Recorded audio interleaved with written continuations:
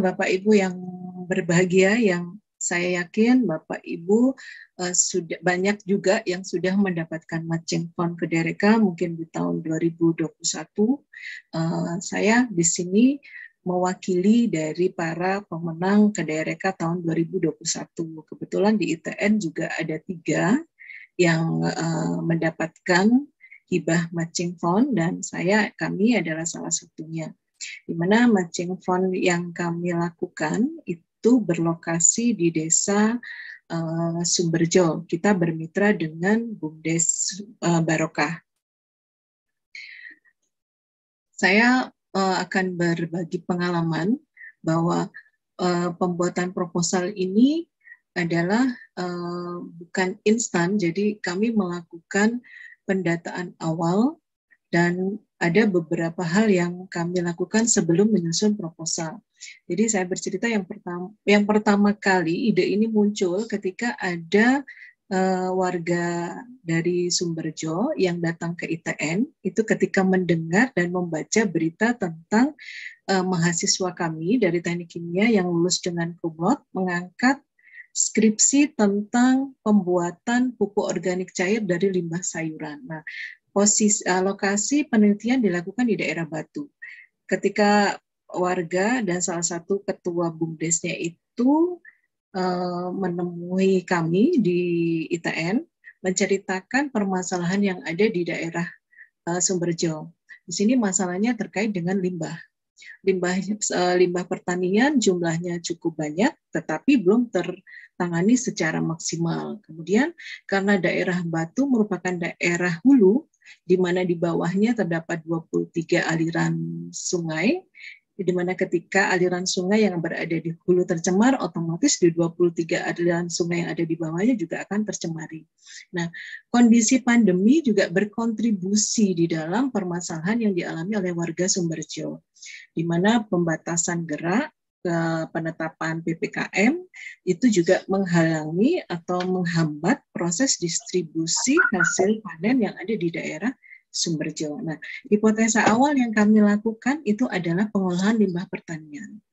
Kemudian dari hasil diskusi awal, kita lakukan observasi lingkungan. Nah, ketika kami melakukan observasi lingkungan, ternyata kami mendapatkan sesuatu yang sangat banyak.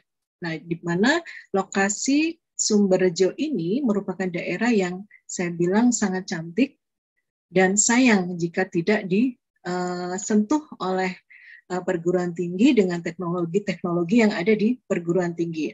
Nah, di sini kami sudah mulai melihat, kami sudah mulai memetakan awal bahwa ada posisi-posisi atau lokasi-lokasi yang bisa kita olah, di mana dari sumber daya alam yang dipunyai oleh Sumberjo, kita bisa memetakan kira-kira ini apa yang bisa kita perbuat untuk desa Sumberjo. Kemudian ada satu yang menjadi titik pantau kita, titik pantau kami bahwa desa Sumberjo mempunyai sungai yang debitnya cukup keras. Nah, dari sini dari tim kami kebetulan ada yang dari prodi informatika sudah mulai merancang kira-kira apa yang bisa kita perbuat untuk desa Sumberjo.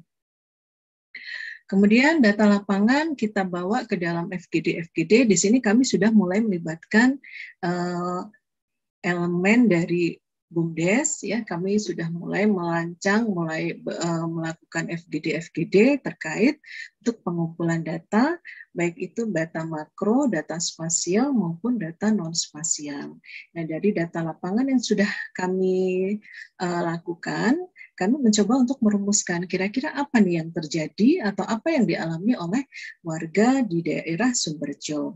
Nah, ada beberapa titik yang kami tetapkan. Nah, yang pertama ada kawasan agropolitan, kemudian desa wisata, ada potensi hortikultura yang dipunyai oleh desa Sumberjo, kemudian terkait dengan masalah lingkungan, ada limbah yang tidak terolah dengan maksimal. Nah, dari sini kemudian kita tetapkan juga konsep-konsep yang bisa kita angkat untuk kita susun dalam suatu proposal. Ada 3 hal penting yang kita konsepkan. Yang pertama, kita membuat desa Sumberjo ini menjadi sebuah pusat edukasi. Nah, pusat edukasi, kemudian kita juga mengangkat isu tentang potensi hortikultura dari Desa Sumberjo ini, di mana yang banyak ya untuk hortikulturanya itu dari jenis sayuran, bunga, dan buah. Selain itu, kita mencoba untuk melakukan penanganan dalam hal keseimbangan lingkungan, di mana kita bisa meminimalkan kerusakan lingkungan dengan memanfaatkan material lokal dan pengadaan energi alternatif. Di sini kami mulai merancang untuk pengadaan energi dengan memasang panel-panel surya.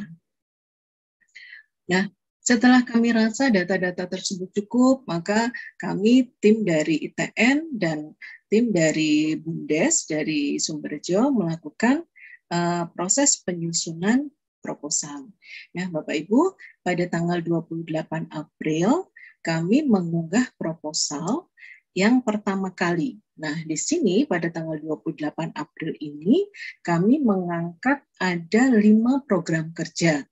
Dan dana yang kami ajukan, kami propose juga cukup besar, di mana perbandingan antara DUDI dan perguruan tinggi adalah 3:1. Nah, ini di awal, pada tanggal 28 April, kami mencoba untuk mempropos 5 program kerja dengan dana dari Dikti 3 bagian dan dari pengadaan untuk BUMDesnya adalah 1 bagian. Ini mungkin yang sesuai dengan topik teras kita, yaitu perjalanan panjang. Jadi dari proses pengiriman proposal pada tanggal 28 April, kami menerima kabar bahwa proposal kami diterima. Nah, pada tanggal 13 Juni, kami melakukan verifikasi kelayakan program. Kemudian pada tanggal 9 Juli, berdasarkan arahan dari para reviewer, yang tadinya kami propose dalam 5 program kerja, dengan pertimbangan bahwa waktu yang ditetapkan akhir kegiatan adalah 15 Agustus. Jadi dari bulan Juli ke Agustus, kita menurut arahan dari para reviewer, kita tidak mungkin melakukan 5 program. Jadi kebetulan saya waktu itu yang diverifikasi harus memilih jadi prioritas program yang akan diselesaikan pada tahun 2021. Dari 5 program, ada 2 program yang kami prioritaskan, yaitu pengolahan limbah, karena memang pengolahan limbah itu adalah masalah yang urgent yang harus segera ditangani di daerah Sumberjo, dan 1 adalah eduwisatanya. Nah, karena hanya ada 2 program kerja, jadi konsep untuk 3:1 itu disesuaikan. Jadi dari dana yang awalnya kami propose sekitar 1,4 M, maka diturunkan untuk 2 program adalah 216.765. Nah, ini perjalanan panjangnya itu dari 28 kemudian ke tanggal 9 kami harus memverifikasi tanggal 13 Juni. Dari tanggal 13 Juni ini kami juga harus merevisi lagi berdasarkan permintaan dari para reviewer pada tanggal 9 dan terakhir di tanggal 13 Juli. Nah, di antara waktu dari 9 Juli hingga di tanggal 15 Desember, di mana kegiatan itu adalah yang dimasukkan ke dalam SPK yang kami terima dari Kemdikbud Diktiristek. Jadi masih banyak yang harus kita perbaiki terkait dengan substansi dari proposal. Nah, berdasarkan revisi terakhir, jadi berdasarkan revisi tanggal 13 Juli, resmi bahwa kami menerima dana sebesar 216.765 juta. Nah, 2 program kerjanya yang kami prioritaskan itu adalah pengolahan limbah dan eduwisatanya. Nah, realisasi program, jadi di sini kami melibatkan 3 program studi, ada kimia, arsitektur, dan informatika. Yang dihasilkan dari Prodi Teknik Kimia adalah kami berhasil mengolah limbah sayuran menjadi pupuk organik cair, dan yang lebih dari itu adalah kami bisa memanfaatkan material lokal yang ada di daerah Batu untuk mendapatkan mikroorganisme lokal pengganti mikroorganisme pendegradasi komersial yang biasanya digunakan dalam proses pembuatan pupuk organik cair. Jadi di sini kami bisa mengolah material-material lokal menjadi sesuatu yang bisa dimanfaatkan oleh warga dan bisa dikomersialisasikan.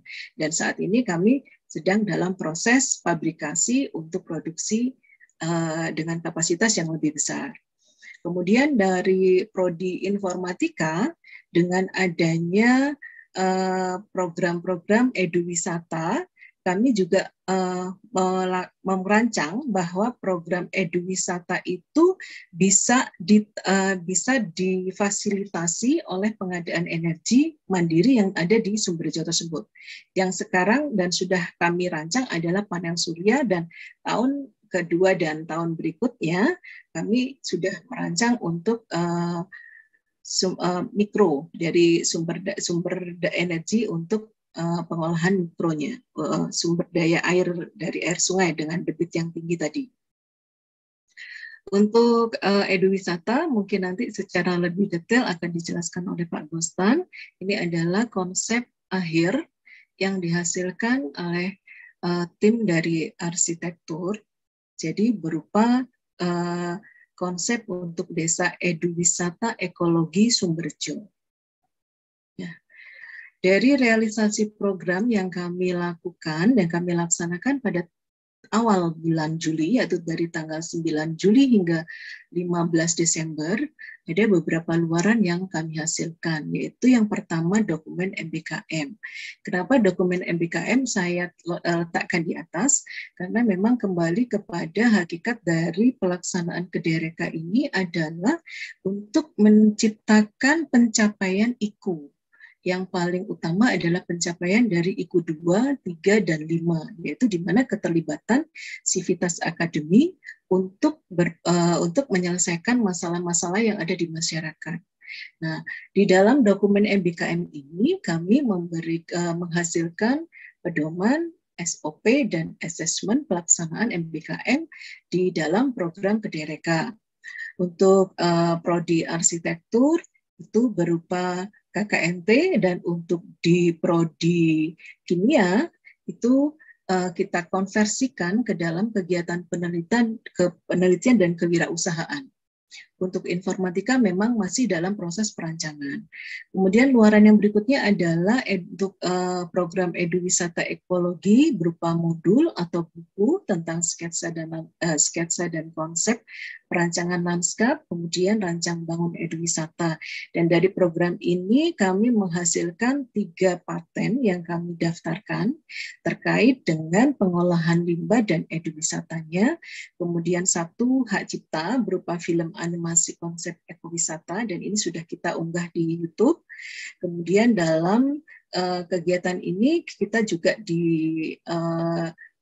diminta untuk mempublikasikan kegiatan kita dalam artikel, baik dalam jurnal maupun seminar. Dan alhamdulillah pada kegiatan seminar kemarin kita juga mendapatkan the best paper untuk seminar nasionalnya. Kemudian yang ingin saya bagi dalam kegiatan sore hari ini adalah bagaimana caranya kita bisa menulis proposal dan memenangkan. Yang pertama, ini yang sering sekali terjadi. Yang pertama adalah kenali Dudi. Bapak Ibu mungkin ketika kita masuk ke web Kedereka, kita bisa memilih siapa saja, kita bisa memilih Dudi yang mau kita ajak bekerjasama, bisa kita pilih. Tetapi menurut saya alangkah lebih baiknya kita mengenal Dudi. Dengan mengenal Dudi, maka program-program yang kita propose ke Margin Fund, ke Hibah MF, itu sesuai dengan kebutuhan Dudi. Dan yang perlu digarisbawahi bahwa di dalam proposal, permasalahan yang diangkat itu adalah permasalahan yang ada di Dudi, bukan dari perguruan tinggi disampaikan ke Dudi, tapi dari Dudi yang akan diselesaikan dengan teknologi yang ada di perguruan tinggi. Kemudian di dalam proposal juga harus melibatkan mahasiswa, di mana mahasiswa ini diharapkan bisa mempunyai kompetensi dalam menganalisa dan menganalisis secara langsung kondisi atau permasalahan masyarakat yang ada. Jadi di sini pencapaian IKU, jadi pencapaian IKU untuk program ini sangat penting. Dan mungkin yang lebih penting lagi adalah bahwa di dalam proses penyusunan proposal diharapkan melalui lintas ilmu. Jadi dengan lintas ilmu maka proposal tersebut akan lebih dipertimbangkan. Nah, yang tak kalah lebih pentingnya partisipasi DUDI. Jadi di dalam penyusunan proposal, jadi dimulai dengan penyusunan pengumpulan data, penyusunan proposal hingga proses pelaksanaan, sebaiknya sudah ada partisipasi dari DUDI. Sudah banyak kejadian jadi dari teman-teman yang mendapatkan matching fund, ketika sudah mendapatkan dana, DUDI-nya nggak mau kerja. Nah, karena tidak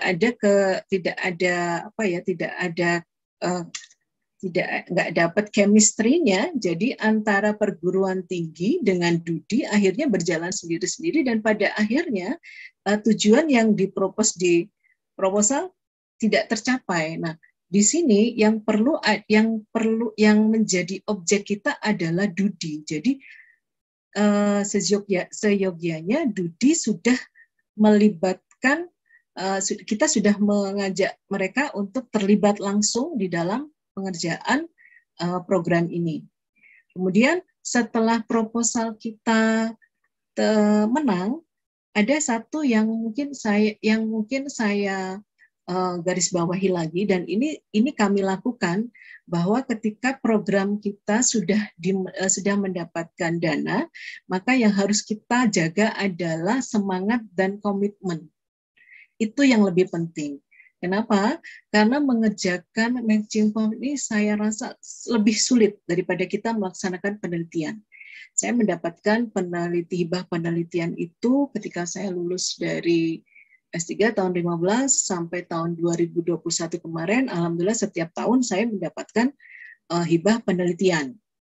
Dan ketika saya mendapatkan matching fund di tahun 2021 juga, ini saya merasa kok ini lebih berat. Kenapa lebih berat? Karena kita harus menyelaraskan dari elemen perguruan tinggi dengan elemen DUDI.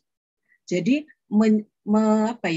bersinggungan dengan masyarakat, memberikan pengertian masyarakat, terus kemudian menyelaraskan antara kemauan masyarakat dengan kita dan menggali kesadaran mereka, itu tantangan yang menurut kami sangat berat.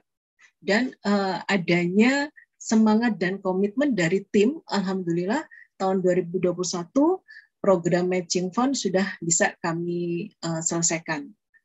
Nah, kemudian setelah berhasil semua dan sekarang kami sedang merancang program untuk yang berikutnya, dan alhamdulillah program-program yang sudah kita desain itu sudah dilirik dari berbagai macam pendanaan. Kemarin kita sudah diintip-intip oleh dari Kementerian Desa, kemudian dari pemerintah Kota Batu juga sudah mulai akan ikut turut serta memberikan dukungan baik dari dukungan tenaga maupun finansial untuk bisa mewujudkan apa yang sudah kami rancang. Jadi adanya keterkaitan semua elemen, kesadaran kita, dan yang lebih penting mungkin adanya rasa pengabdian ya, karena memang ini pengabdian bukan penelitian, itu yang lebih mengikat. Jadi sampai sekarang antara tim MF Sumberjo dengan warga Sumberjo tetap terjalin, dan itu sudah terlaksana hingga ke penanganan pencarian sumber dana selain dari matching fund. Demikian yang bisa saya sampaikan, kurang lebihnya mohon maaf, terima kasih. Assalamualaikum warahmatullahi wabarakatuh.